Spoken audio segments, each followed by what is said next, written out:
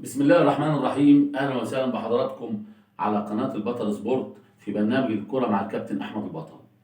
النهارده هنتكلم في موضوع خطير جدا وموضوع يعني في غايه الاهميه، وهي قرارات خاطئه تتخذها اللجنه الثلاثيه التي مكلفه وتدير الاتحاد المصري لكره القدم. ودون سابق انذار، الكابتن احمد مجاهد يدير اتحاد الكره لوحده منفردا، معاه الاستاذ احمد عوض والكابتن الشواربي. الاثنين دول جايين يعني ما بنسمع لهمش صوت، ومحدش بيسمع لهم صوت. كابتن احمد مجاهد بيدير الاتحاد لوحده وكانه جاي علشان يعطل مسيره الكره في مصر. القرارات الغريبه اللي خدها الكابتن احمد مجاهد من ساعه ما تولى المسؤوليه، اول قرار كان خاطئ، وهو قرار الغاء او تاجيل مباراه النادي الاهلي والزمالك في الدوري العام بدون اسباب واضحه وبدون يعني اي سبب، وبدون يعني قرارات من الامن بتقول له الغي الماتش. ده القرار اللي كان غريب، اللي هو يعني ايه، عدى الاسبوع اللي فات. القرارات اللي بدأ ياخدها تاني في حزمة قرارات غريبة تانية، أول قرار منها إيه؟ إن هو أقل الأجهزة الفنية بتاع الكرة الشاطئية والكرة النسائية وكرة الصالات، في حين إن الدوري بتاع الكرة النسائية كان هيبدأ يشتغل يعني فورا.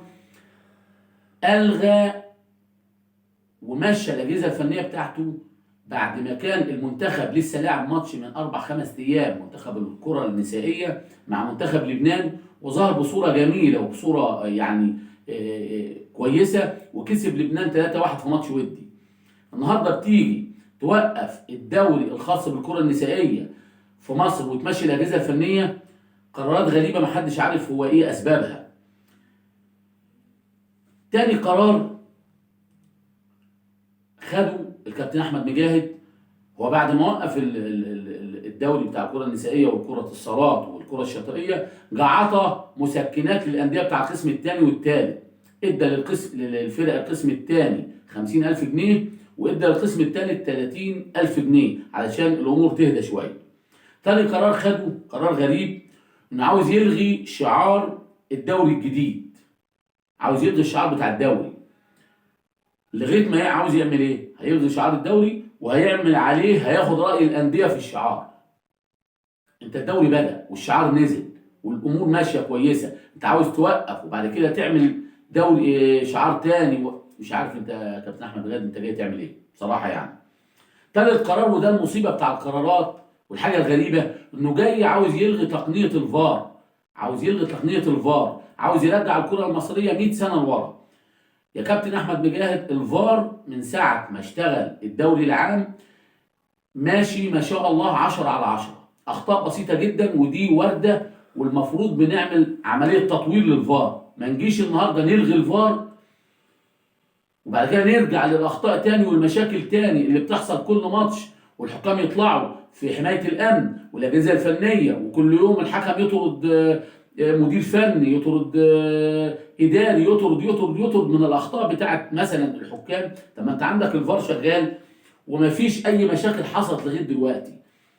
اخطاء بسيطه جدا جدا جدا، يعني المدير الفني والاجهزه الفنيه واللعيبه قاعدين مطمئنين كل الاطمئنان، وكله بيشغال في اريحيه تامه، لانه عارف ان لو في قرار خاطئ في مرجعيه للحكم، بيرجع للفار وكل واحد بياخد حقه وفي حياديه تامه.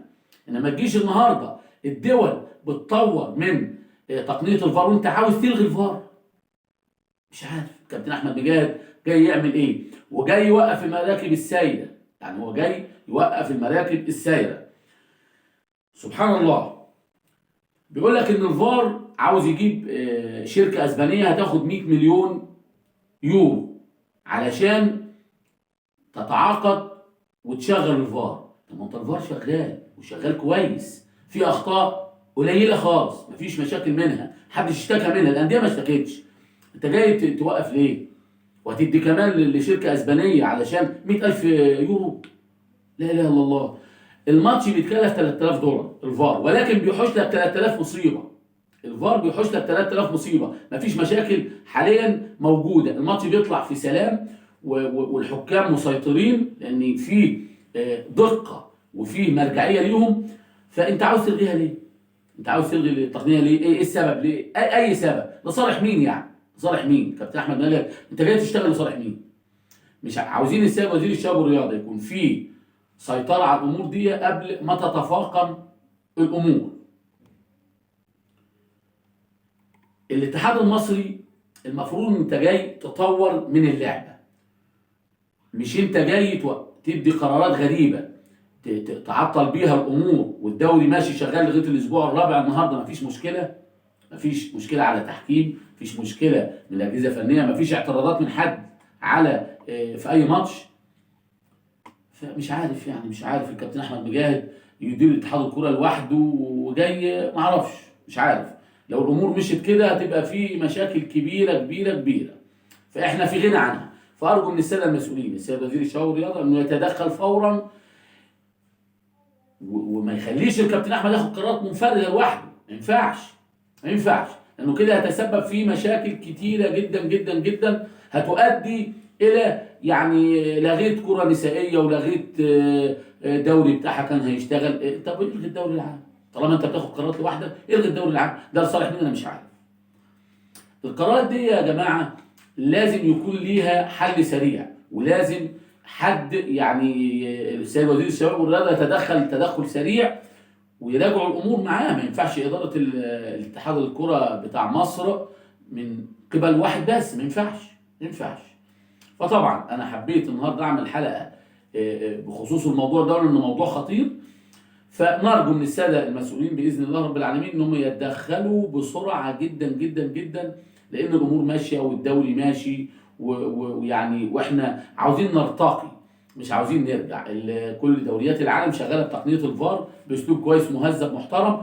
احنا اشمعنى احنا اللي هنبدا بعد ما اشتغلنا وبدانا نمشي ونواكب التقدم في كل انديه العالم وكل دوريات العالم، هنبدا نوقف الفار تاني ونرجع لورا؟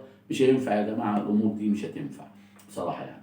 فدي كانت الحلقه اللي معموله النهارده باذن الله على مشاكل اتحاد الكره المصري اللي عاوزه تصدرها للناس وللجماهير.